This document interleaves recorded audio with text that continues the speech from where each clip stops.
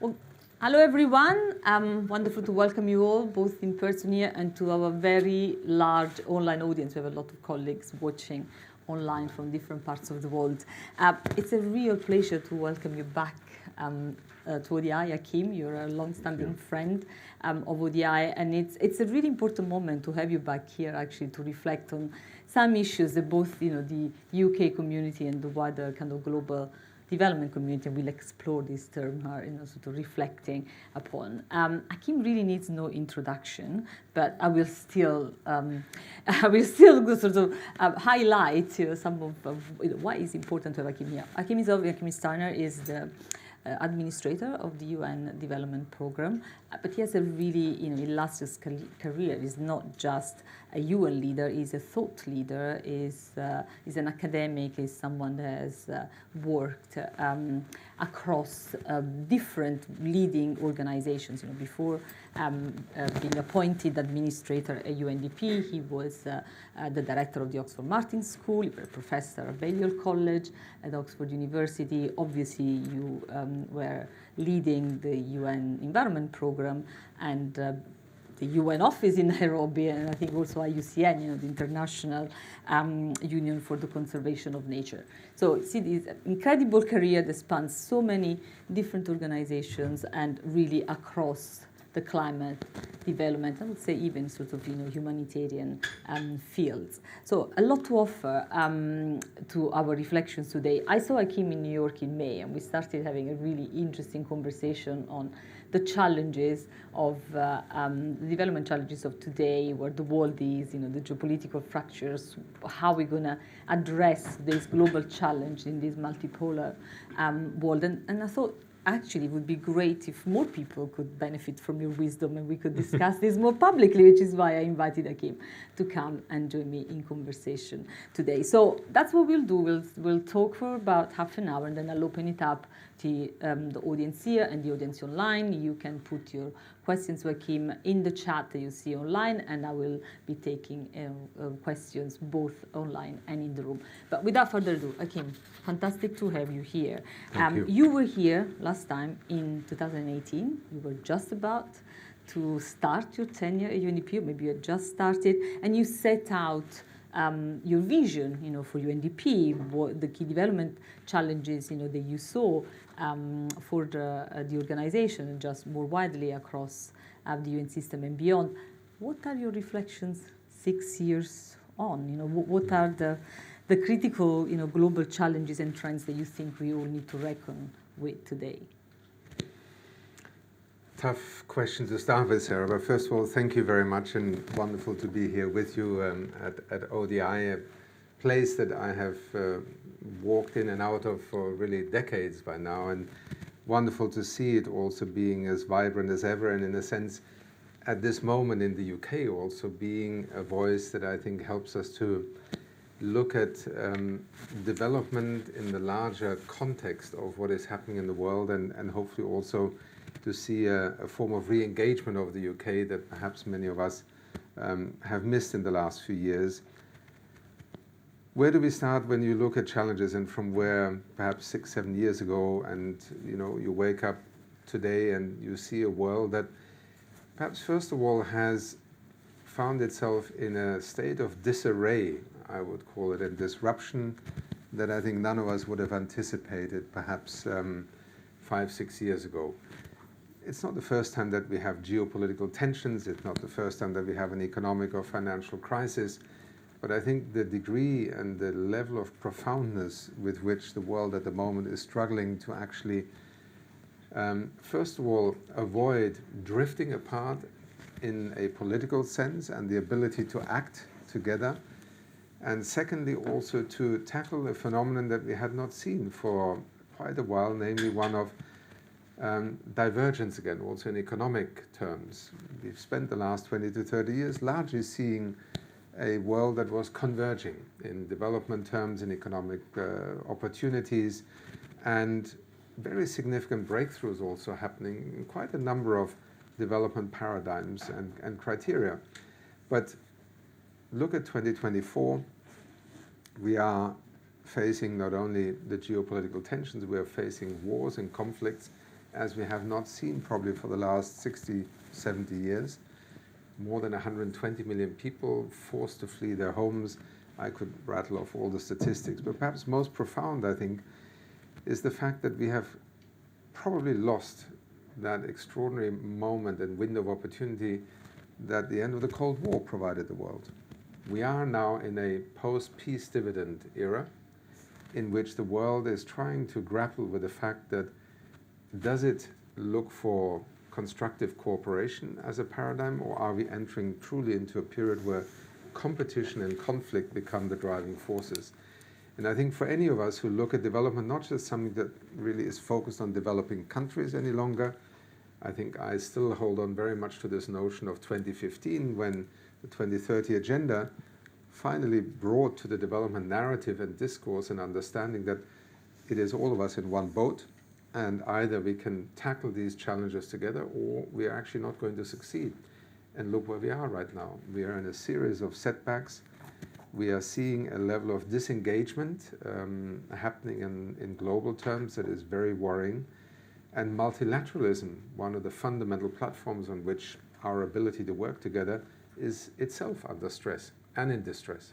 So yes, it's a very sobering outlook. I think a lot of setbacks, but also the moment, and this is part of the reason also for the conversation we had in New York, it's in moments like these that we don't sit back and essentially resign ourselves to what is happening.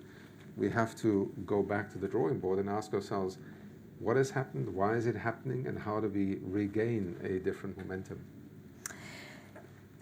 Couldn't agree more. I mean, you mentioned the Agenda 2030, and you mentioned that that really was supposed to be a universal agenda, and I think we've lost a little bit, as you say, that spirit that we were all in this together, and we were all supposed to look at the progress that both richer countries and poorer countries were making. But we are halfway through the delivery of the SDGs. We have the Summit of the Future in September. I mean, what role do you think this type of collective goals still have? I mean, do you see, I don't think we're going to meet the SDGs, we know that we're not going to meet the SDGs by 2030. Do you see a new set of goals replacing the SDGs? Well, I would, at the moment, refrain from second guessing what will we do in 2030. I think right now it is premature, I think, to set the goals aside, because first of all, to your first question, is there still a need for these collective goals? Absolutely, I think more than ever. It is delusional to think that we can imagine development, whether in the UK, in the United States, in Japan, or anywhere else in the world, in a sense of nationalist perspectives. It's simply not the reality, first of all, of a global economy, global supply chains, but also in a world in which, the cyber universe, the next pandemic, climate change, poverty and conflict as drivers of refugees, migration, and so on, all of these issues are not manageable by one country on their own. So if ever we needed proof since 2015 that the SDGs actually are very sensible ways of trying to focus on areas in which the world is bound to work together by sheer necessity and by its ability to actually manage these problems also. And I always like to quote then Secretary General Ban Ki-moon, who in 2015 in the General Assembly Hall referred to the SDGs as a declaration of interdependence.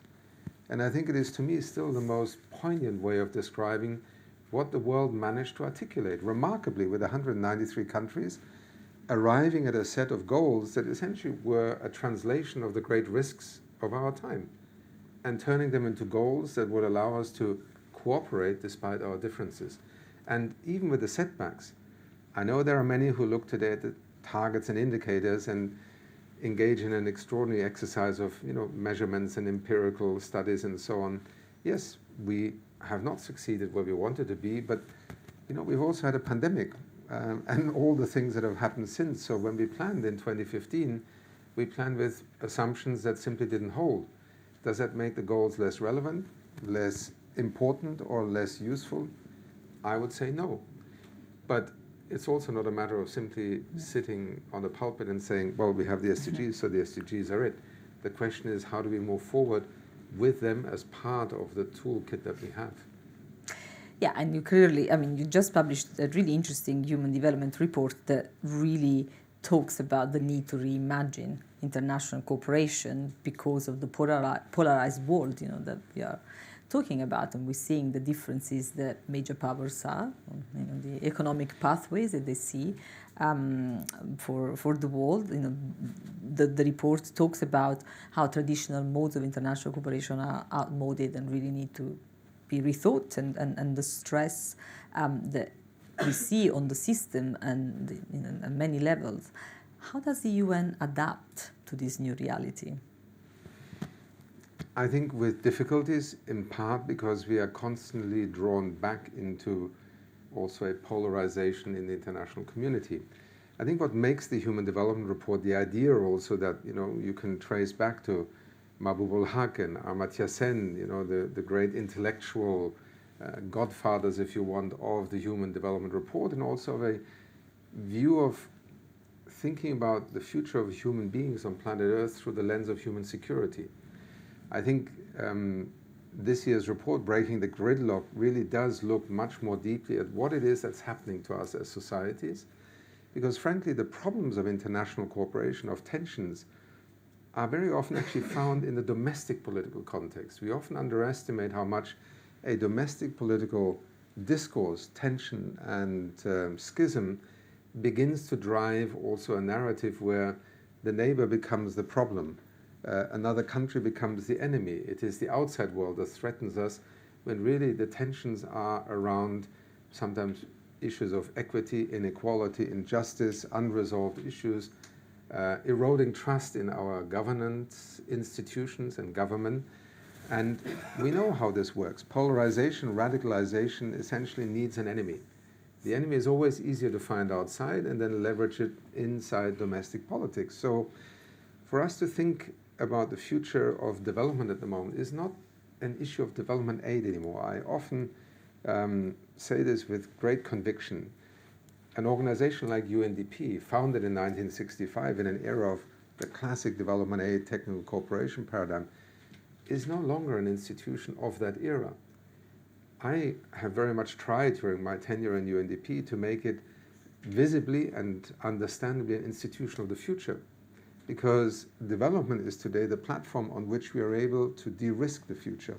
And that's when we very quickly move from a narrow development discourse to one about human security and international security. And let me say here, I'm extremely worried right now, because in our public policy paradigm, it is so easy today to argue that we have to spend 2%, 3% of our GNP on defense.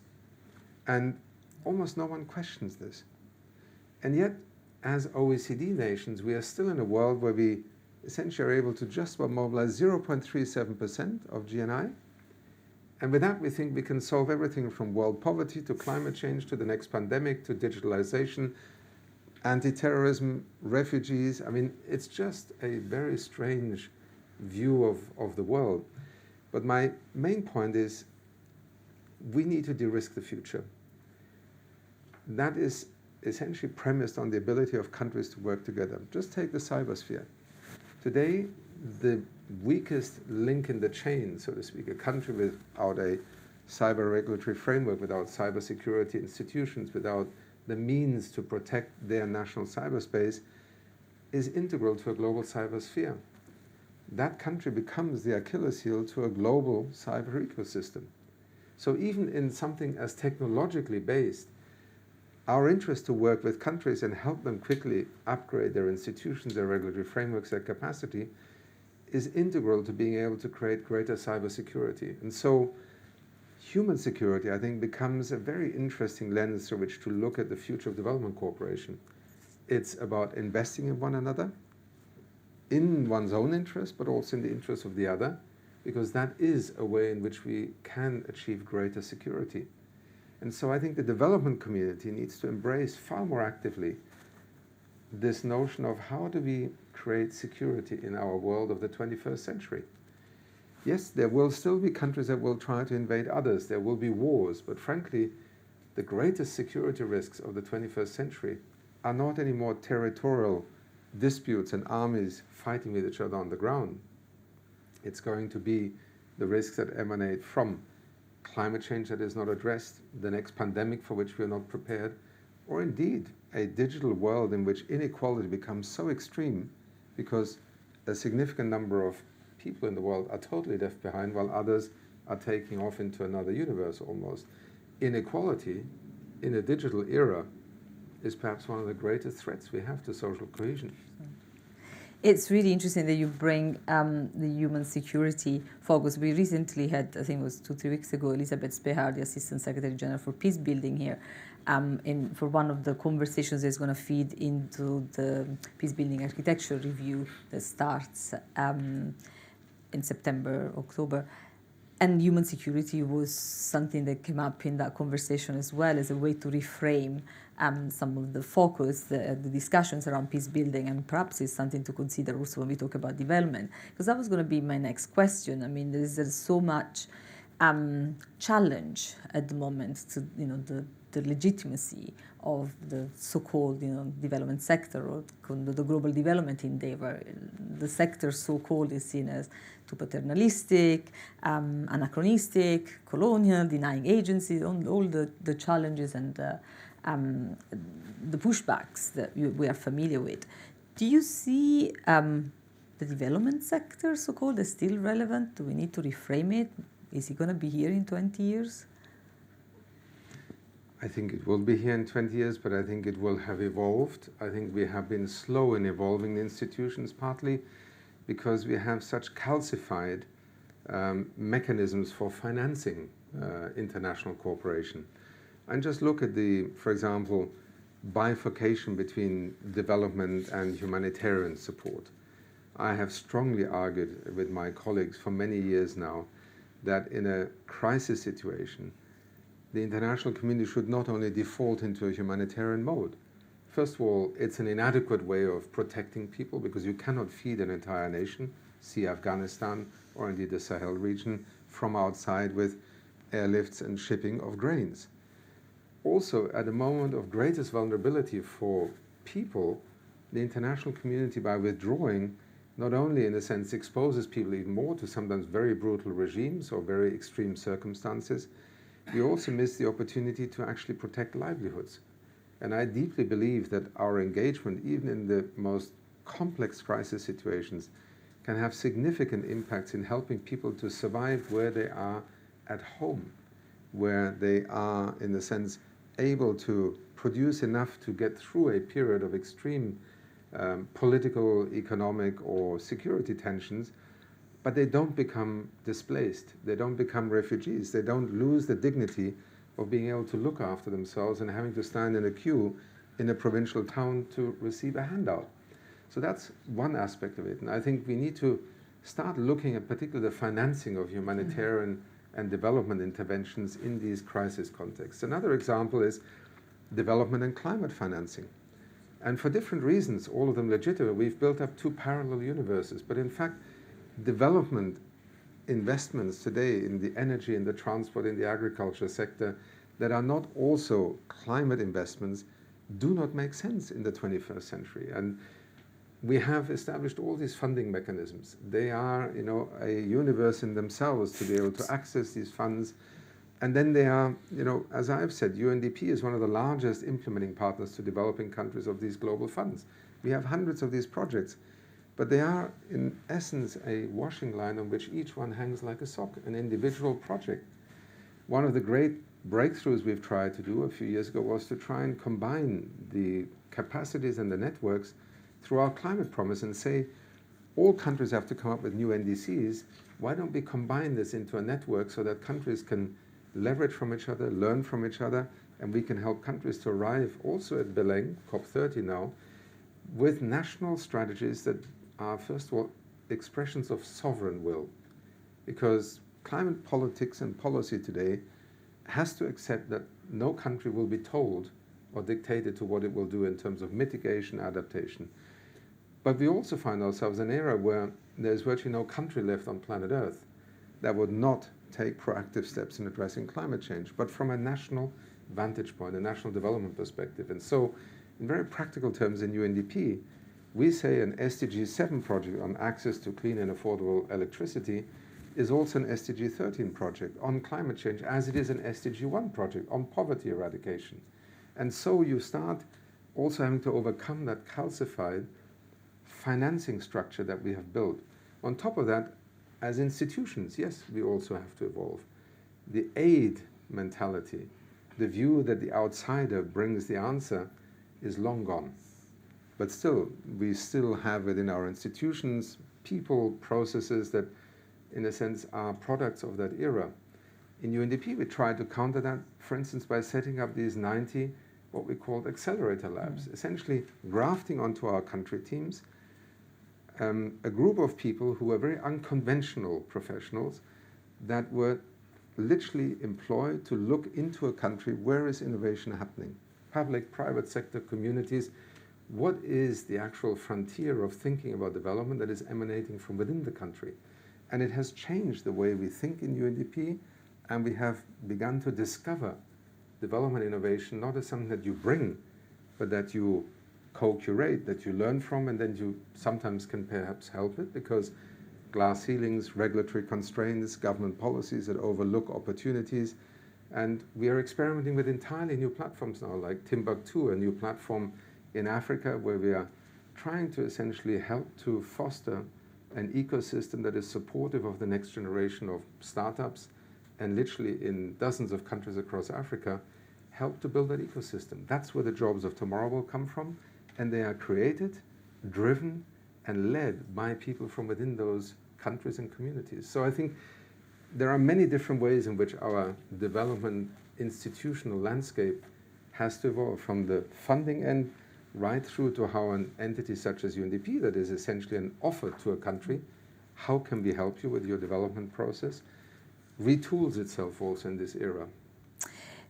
I think that is absolutely right, and we see the same push, coming clearly from the countries, but also, from money that comes from outside the member states, particularly foundations. We're doing a lot of work on country platforms here, particularly in the climate space, but there is this resistance is so strong, particularly from some of the agency funds and programs that are very wedded to their silos, and see that almost as an existential issue, to continue to receive money for a particular agency fund or program without realizing that the existential questions is much broader than for the single entity, because if we don't reframe, as you say, the way we work, if we don't really make sure that we are there to offer support, to advise, to complement that drive that comes from specific countries or civil society in a country, I think we will really risk the system as it is to be progressively more and more irrelevant.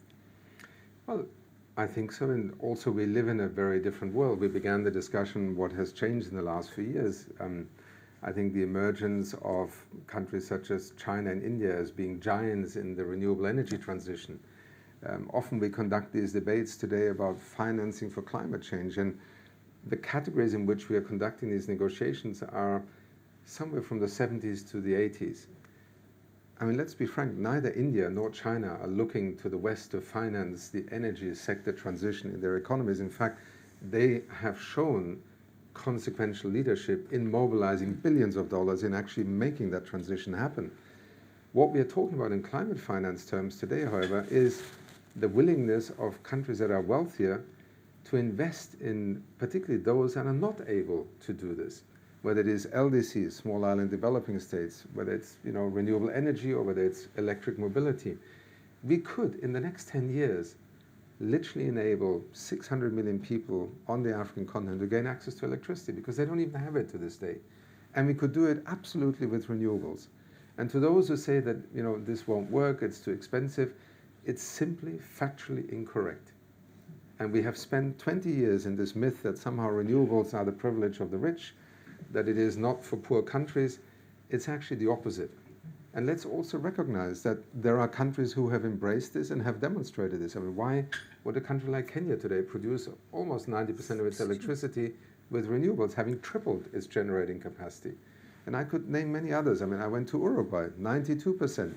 And in Uruguay, they're even shifting their whole transport system with buses onto electric buses, because they've calculated that the subsidies for diesel are higher than actually the costs of accelerating transition onto electric bus platforms. So the problem is not the economics or the financing in the sense of, is it more expensive? It's more that our entire financial system, our entire international financing support system is still geared to essentially exporting 20th century technology to solve a 21st century problem and locking developing countries into that. So we have a battle that we have to take back to not only policymakers and parliamentarians. I think to your question also of how is development viewed today in the world, we also need to go back onto the streets. I think our public has itself become frustrated and I think lost confidence in the idea that development actually works. And I have to be honest, when I have to explain how does UNDP with on average 4,000 projects explain impact, I can only do it when I take it as a portfolio, because each individual project is, in a sense, an intervention in a particular context. How do we regain confidence in the public that actually development has worked? And I want to give you one number that I only learned a few weeks ago about that, again, stunned me. In 1995, there were 16 million people who had access to the internet. Fast forward to 2025, and we will be probably passing the 6 billion people mark. That's more people having access to the internet than were alive on planet Earth in 1995. This is what we can do not only with technology, but by helping countries to have access to it, to build the digital public infrastructure, to build the institutions, digital literacy, regulatory frameworks. That's how you create an inclusive technology revolution. And again, digital, if that becomes a model for competition against each other, we're going to lock billions of people into a situation that they will not recover from for generations. So another reason why investing in development cooperation right now is not just an act of magnanimous solidarity, it's actually an act of investment. And I think that is where we also have to re-engage our publics to better understand why do they not believe in this, or why have they been led to believe that it doesn't work, and what do we also need to change in the way that we explain what it is that we're trying to do when we ask a taxpayer to invest some of their precious tax money into maybe a country they don't even know where it is on planet Earth. And I go back to something that has fascinated me. If you think of the end of the Second World War, how on earth did an American president, within 2 years of the end of the Second World War, persuade American taxpayers that he would direct over, in today's monetary terms, I think $120 billion in US taxpayers' money in the Marshall Plan to rebuild Europe? And that is the kind of extraordinary example of how visionary leadership, but also the willingness of a public to trust their leaders that this was a strategic, rational, long-term investment could be justified. We have lost that discourse right now. 100%. And of course, we've just had elections here. We've had elections in France, in a number of other countries in Europe, where I think leaders are really struggling to navigate those domestic pressures.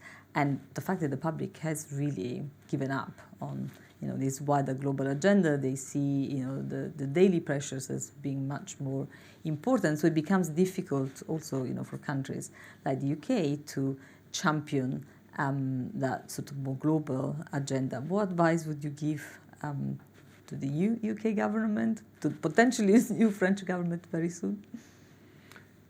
I think, first of all, let's recognize more what the other is doing. I think we spend a lot of time in our geopolitical context in criticizing the other, partly because maybe we perceive them as not being proactive enough, and sometimes to deflect from our own lack of action. I mean, let's be honest, Europe until a few years ago, yes, was a leader in climate action, but never close to where the science was telling us to be, or where, in a sense, we could have been, because we had many tensions within European countries also.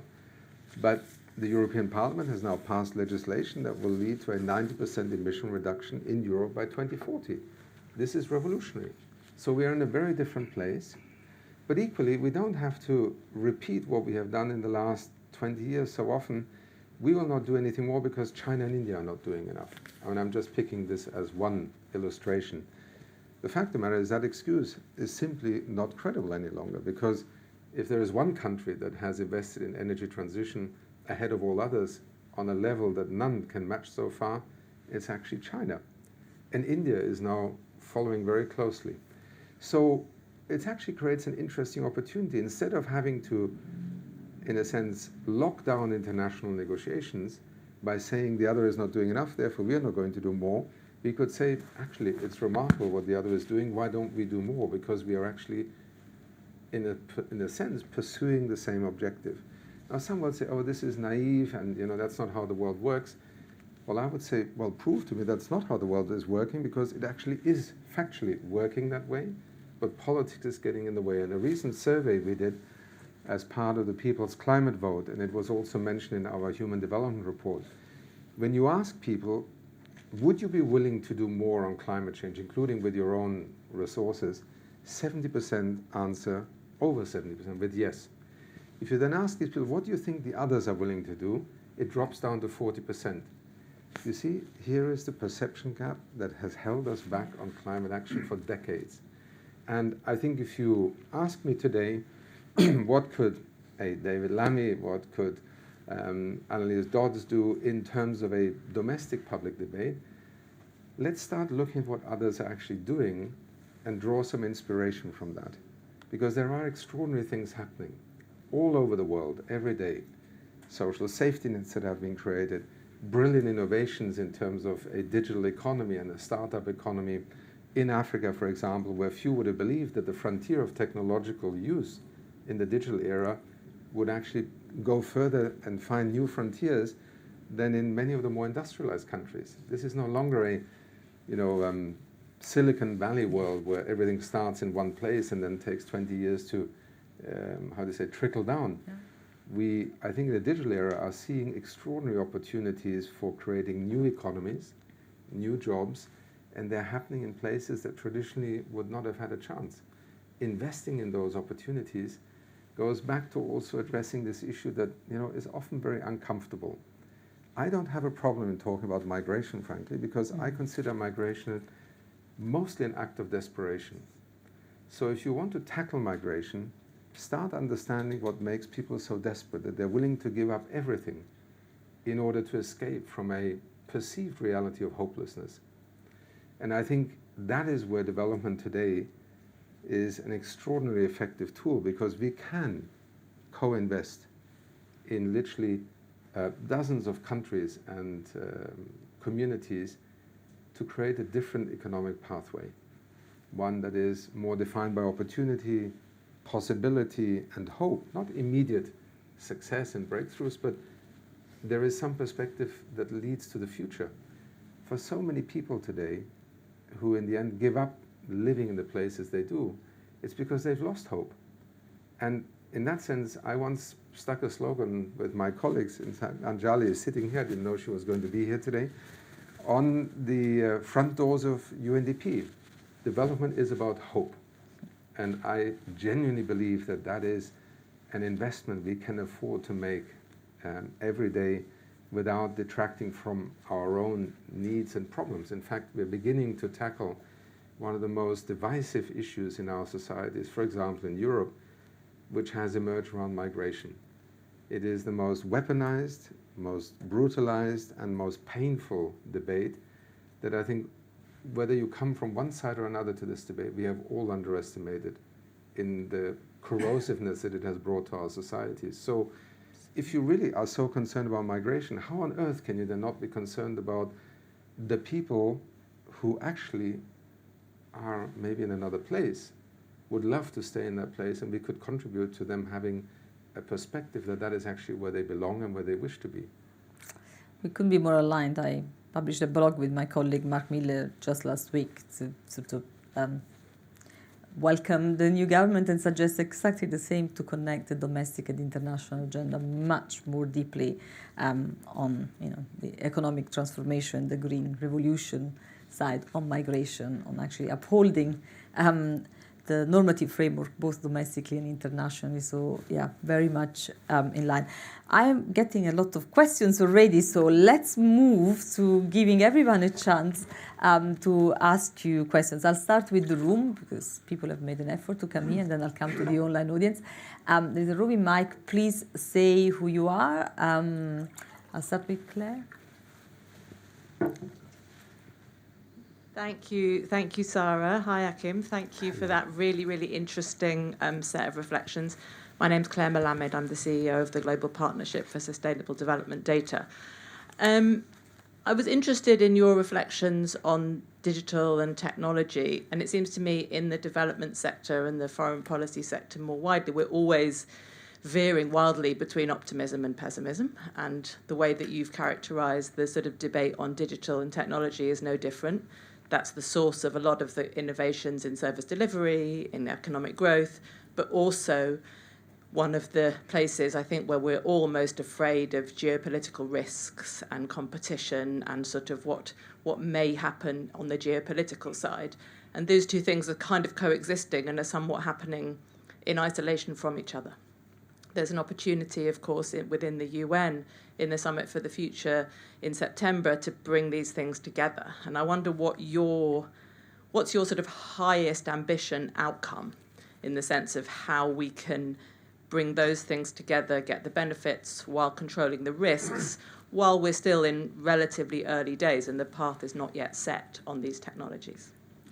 Thanks, Claire. Gentleman here. Thank you, Achim. Nick Westcott at SOAS.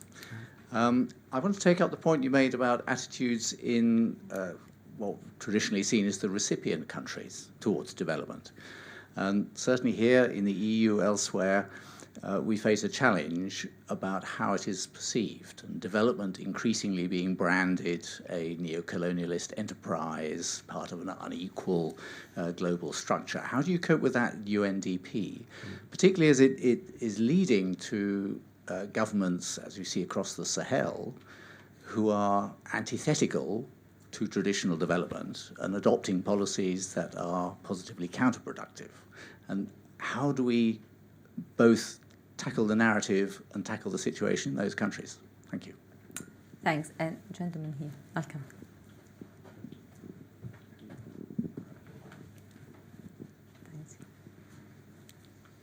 Thank you so much, Sara and ODI, for inviting us again. This is a pillar of a humanitarian and development institution in the world. I have to admit that. Well done. Yeah. Thank you so much.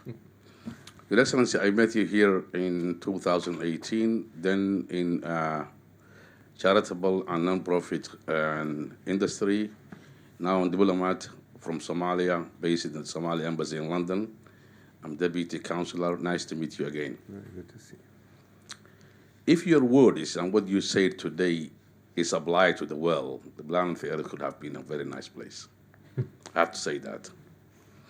You also illuminated me to give me my next article's topic today, which is interconnectivity between cyber world and different countries around the world. Does UNDP have any data, or for that matter, UN data, in relation to the correlation between climate challenges, flooding, droughts, and illegal migration? Do you have that data? Have you ever tried? Because in my country, that is an evident. Somalia is an evident. Whenever there's flooding, a few years later, there's migration. Libya, this boat is dangerous, because as you said, people lose hope. They cannot be in an internally displaced camp in an outskirts of a city in Somalia. Thank you so much. Thanks. And over there, and then I'll do another round afterwards with the online questions.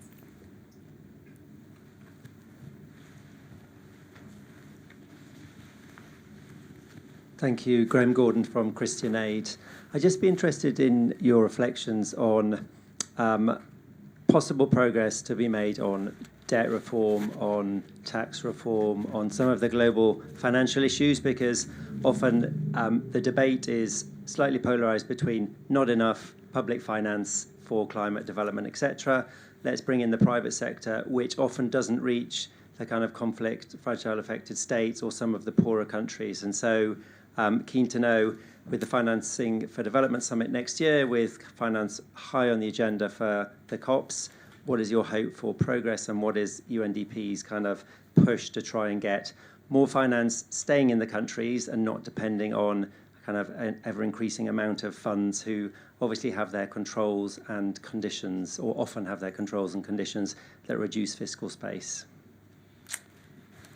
Back to you to go. Thank you. Very, very interesting and challenging questions. Let me go to your point about data and digital, and perhaps pivot for a moment to the Summit of the Future.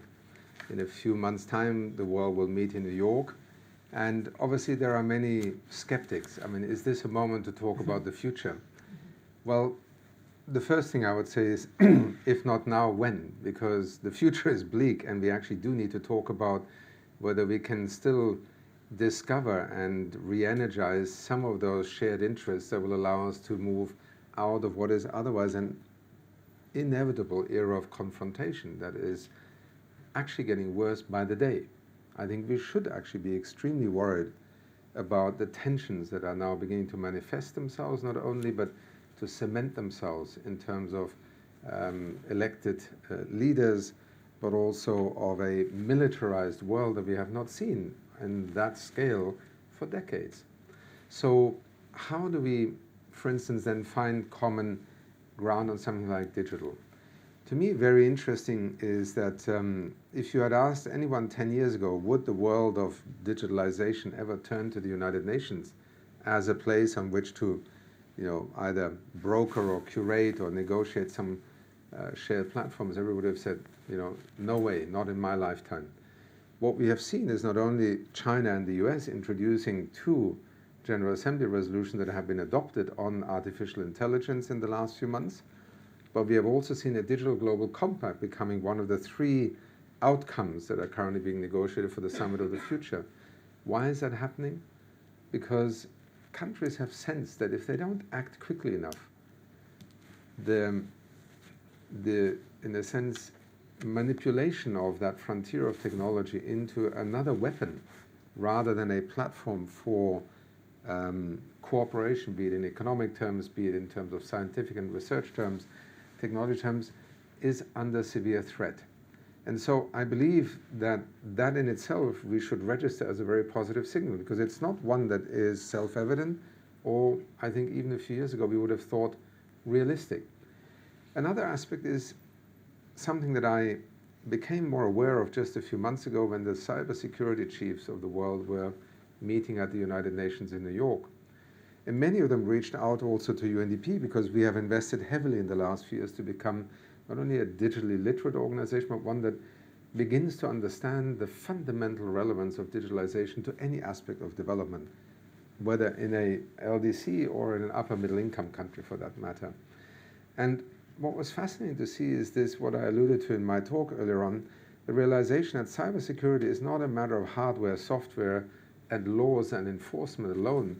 It's actually one of developing institutional capacities to have a digital ecosystem that can reduce the risk of cybercrime, cyber terrorism, and therefore turning to a development organization to say, you have been building capacity for decades. You have helped to build institutional platforms. How do we do this? How can we advance that collective security that depends on every country actually investing in this? And I think it is another litmus test for this notion that there aren't going to be 2 worlds with 2 different internets. Yes, they could be as an illusion of independence, but actually what they then set themselves up to be is the next frontier for a digital or cyberspace militarized expenditure that I would not even want to imagine what the narratives would be around that. So 2 examples of why I think multilateralism and indeed the ability to deal with digital, yes, in terms of its possibilities, but ultimately, like with every technology, and this is nothing unique about digital, whenever something new comes, I mean, we have dealt with DNA, genetic decoding, nuclear age. We then try to create the regulatory frameworks. We put the parameters in place to protect ourselves from the abuse or misuse of such technologies. Digital is in urgent need of that. Very quickly to your point and how an institution also like UNDP in today's world can engage with countries in a way that is not rooted in a post-colonial relationship between aid provider, aid recipient. I think the first thing is, and I'm going to say something that in some ways, and I borrow here a little bit the analogy from the new Secretary of State, David Lammy, he calls for progressive realism. I call for principled pragmatism. They are related, they are cousins, but they're not quite the same. Multilateralism has often been interpreted, particularly by Europeans, as a kind of arena into which you're allowed to enter if you conform with a certain normative set of assumptions. Now, before anybody worries, let me be very clear, the UN is a normative community. The Charter, the Declaration of Human Rights, many of the treaties that we have negotiated over decades are normative foundations for international cooperation. But I think multilateralism, particularly in the age in which we live in, sometimes perhaps would be better advised to begin with shared interests on which we can then also develop shared norms, rather than the other way around. Shared norms are in some ways an elusive concept because they often are invoked by those who either are the first ones to articulate a position or who use political or economic power to, in a sense, establish their superiority in a relationship. And one of the reasons why the UN, I think, has survived for more than 7 decades, I mean, this very tenuous idea. And imagine, in the middle of the Second World War, some would have called them delusional individuals were dreaming up something called the United Nations in 1942 and 43. Here we are in the year 2024, it's still there with all its contradictions, but one principle is extremely important, and every time you walk into that General Assembly hall, you will see it in its physical manifestation. Every nation on earth, irrespective of its size, economic, population-wise, has a seat in that hall. When you are a member of the United Nations, you have the right to be heard, the right to speak, and whether you're the United States or Kiribati, you will have 3 chairs in the front and 3 chairs behind you. That is not just symbolism. Now, we can then talk about the Security Council and the P5, and as always, things are full of, realistic, pragmatic, or realpolitik designs, but the reason I mention this is that I consider the work that we do in UNDP and with the UN Development System, in a sense, an articulation of what development should be about in the future. It's an offer to support a country in its own national development choices. Not unconditionally, because sometimes we may not be partners, but also not by coming with a predetermined model of what development should be about. And the interesting thing is that the countries in the Sahel that are, let's say, now a product of a, let's say, failed 30-year experiment in international cooperation, domestic governance, it's a shambles. But those countries are not saying to UNDP, go away. They're actually saying, please stay, work with us, but we will rebuild a different way of thinking about development. I'm not talking so much about the military leadership now, but as always in countries like this, you have a military leadership, and then you have a society that is struggling to say, what on earth are we going to do next? So we are all products of a particular era, and I'm not in any way sensitive about being, in some ways, questioned about how can an institution that was, in a sense, founded in an era that was a Western-dominated paradigm of development actually evolve into an institution that is a partner. I think UNDP has. It is why it is today still present in 170 countries, and actually 1/5 of the financing and funding of UNDP's work is actually by developing countries who choose UNDP as a partner they want by their side. I can't go into the details now, but I think we have to both acknowledge that we exist in the contradictions of history and the present.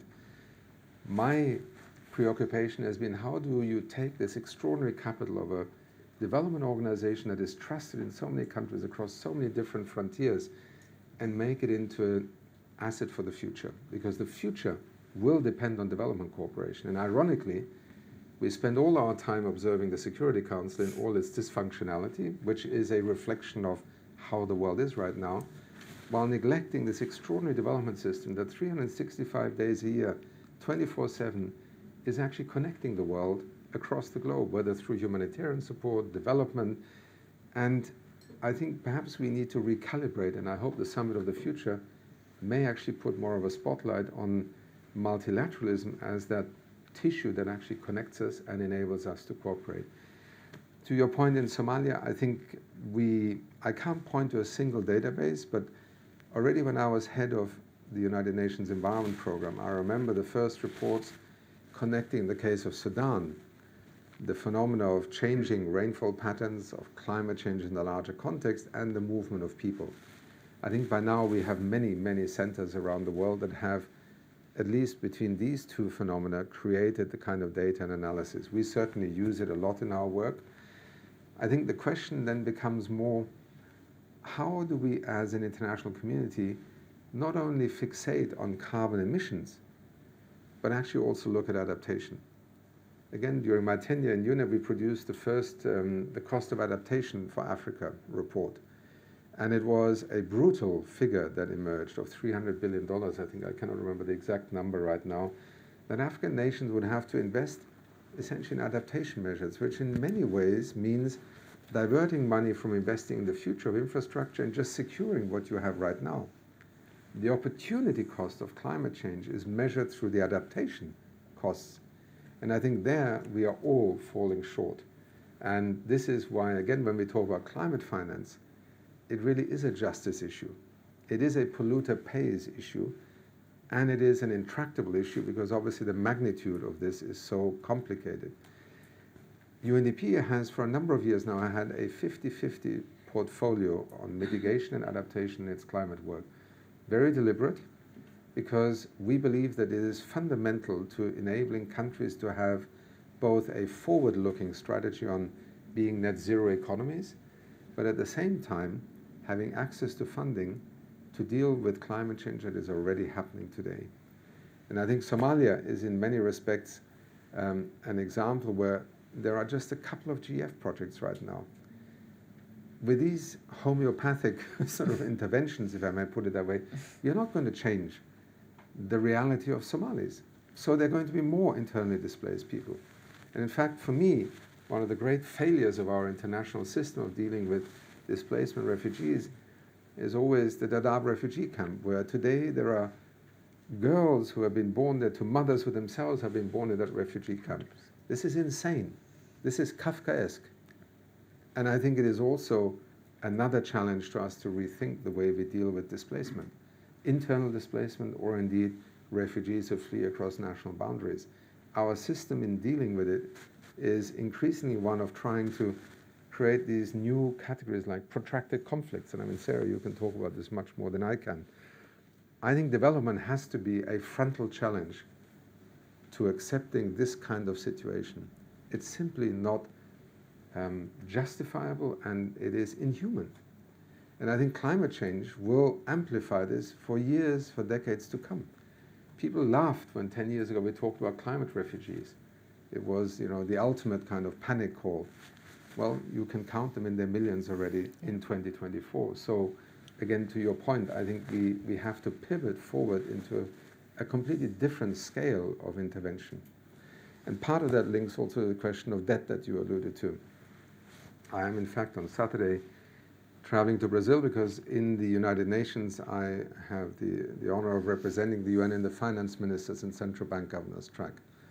And I can tell you right now, we live in a moment in time where ever since the pandemic hit us, there is an extraordinary scramble going on between the shock that each country, also wealthier countries, went through, and the realization that the debt architecture and, in a sense, the international financial architecture's response to this phenomenon is simply not working.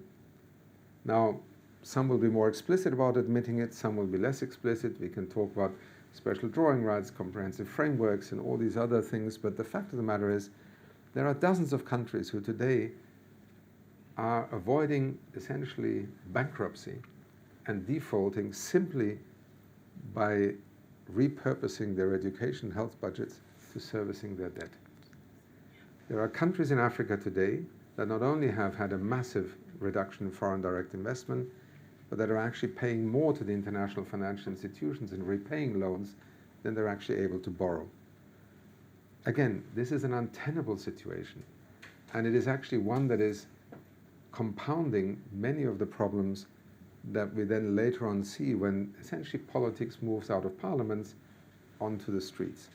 When people cannot afford their bus fares anymore, they cannot afford the food they need to buy, and the state as such cannot provide answers to this because it's with its back against the wall, a fiduciary wall, then we get the kind of political radicalization that 10 years later we then call, terrorism and the insecurity or the failure of states or failed states. Development is also about prevention, and I think we need to also speak to our leaders with far more conviction that actually you could avoid many of these crises if you actually view development as an investment to de-risk these kinds of situations. Allowing so many developing countries right now to just keep their chin above the water in terms of the debt servicing is, I think, a recipe for disaster, and we are seeing it already happening in quite a number of countries. And frankly, the inability so far to address this as an emergency, but rather to talk about, reform of the international financial architecture, is not making that discussion less relevant, but it is not addressing itself to a situation right now in which dozens of countries are either on the verge of defaulting or redirecting their scarce national resources towards essentially funding their debt levels.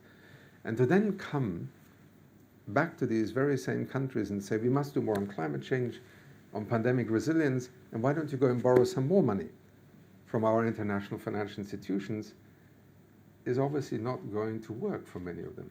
So we also have to ask ourselves, as the Secretary General of the United Nations did when he put forward an SDG stimulus package, we need a combination of instruments. We need better and bigger, yes, international financial institutions, but we also need more concessional financing.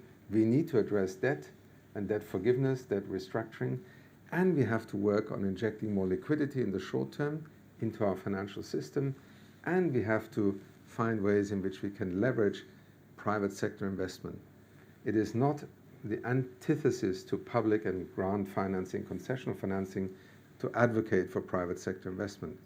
On the contrary, smart use of these instruments is actually the only way forward, and this touches a little bit on this question of, are we always asking for more money for development, or actually are we looking for the right way of financing an era, an almost generational project of transitions on multiple fronts right now? And the way we're doing it, through OECD DAC lens, through the IFI instruments we have right now, is simply not adequate. I give me very much at time, but I want to be fair to our online colleagues. There are so many questions, so maybe I'll just pick a couple. It's all right. I'll just pick a couple. If you can give telegraphic answers, and hopefully colleagues will indulge us for an extra 5 minutes. Ed David, the UK director of WRI, the World Resources Institute, asks, should we be calling for a group of countries to commit or recommit to spending 0.7 to 1% of GNI by 2030 on climate development and nature to enable the flows of public and private finance needed to meet the SDGs? And Patrick Kamadi, policy advisor, Humedica EV in Germany, says, many thanks, Achim. 3 questions. You can answer one of the 3. What does hope look like for you for persons in Sudan and Ukraine? What does hope look like for you given inequality in digital marginalization in the well-to-do economies? And what is the modern-day Marshall Plan for our times? Well, first to Ed, and Ed, very, very glad that you sometimes still follow my musings. I think the fact that we've been asking for 0.7 for probably, 4 decades, kind of begs the question, is 0.7 actually the issue? Yes. And in one sense, I don't want to make it too easy. For those who say, no, it's not 0.7, I would say, well, what is it then? And it can't be 0.37 either, because that is simply a delusional way of talking about problem solving and not recognizing that without financing you can't solve many of these problems. At the same time, I think we also need to perhaps frame the way we are going to invest in one another as a generational proposition. 0.7 sometimes carries a notion of entitlement, rooted in an era when clearly many developing countries argued that, post-colonial, given the periphery and center relationship, our world trading system, there was a genuine case for a net transfer of resources. Frankly, 0.7 won't do it. I mean, this might surprise some if I say to you today, the kinds of issues we are now investing in will require far more than 0.7.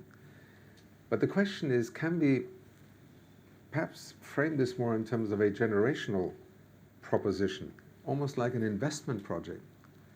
Because the entitlement discussion will continue. Every UN meeting that gathers will have these discussions, where one side says, you only do things if we pay for it, and the other side says, you always ask for things and never pay for them. I have been through these discussions for so many decades now, and both sides know that that is actually not the reality. Developing countries are investing today in both climate mitigation, adaptation to a level that I think would surprise most taxpayers in Europe. And equally, most taxpayers in Europe would be surprised how little they have actually invested in this climate enterprise. So reframing this in a way that perhaps allows us to think of the kinds of resources we need to mobilize, public, private, concessional, as of a far greater magnitude, but also in the way that you sometimes do. In Germany, Chancellor Scholz invoked a Zeitenwende after Russia invaded Ukraine. And overnight, 100 billion euros were mobilized to strengthen investment in the defense system. This coalition has an agreement that actually said for every euro we will add to defense, we will also raise €1 in international cooperation. Now that connection has been completely lost. To the other questions, what does hope look like in a country like Sudan today? I think the first ray of hope is not to be forgotten. If you are a Sudanese citizen today, the most painful and almost, depressing reality is that the world is too busy to care, to note. And we are trying hard in the United Nations to counter that with our humanitarian colleagues, but even UNDP, we are active in Sudan today, often at great risk to our staff, but we have in 6 locations around the country tried to re-establish a way to at least help people to survive. But these are drops right now, and we need to embrace the fact that an international community that turns away from Sudan or from Myanmar, I think, is really abandoning people. And that, I think, is why not being forgotten is so important. The second thing is, what can we do in this crisis situation while there are 2 sides literally destroying not only a revolution, but an entire economy and society. I mean, it is absolutely tragic what is happening in Sudan. And I think if the world was not so preoccupied, this would not be tolerated.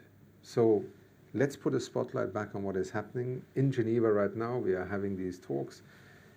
There needs to be pressure, because behind each one of the protagonists stand others. Who are those others? And when are we going to put the spotlight on them? Because if we can call them out, we start calling out those who actually sustain these conflicts. So 2 examples of hope. And on the digital universe, I would simply say, the more we can make essentially a digital universe accessible, affordable, and therefore a driver of opportunity, the more we're going to reach those people that in the 2030 agenda we described as those left behind.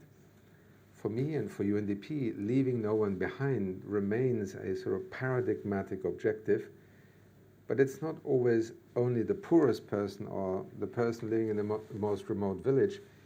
It's also thinking about the possibilities and then connecting them to people who actually can seize them. So digital, I think, is transformative in extraordinary ways. It could also be in terms of inclusion. So to me, hope in the digital universe is about inclusion.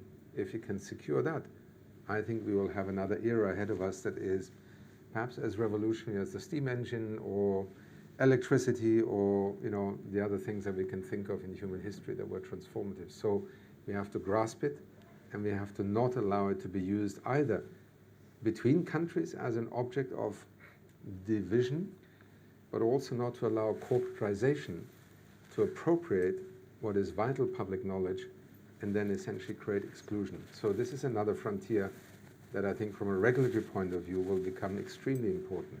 That's not to say companies are not going to be the drivers of these platforms, but under what terms, under what conditions, and in what regulatory framework, where human rights are as much part of this as the per capita income and the number of devices we have.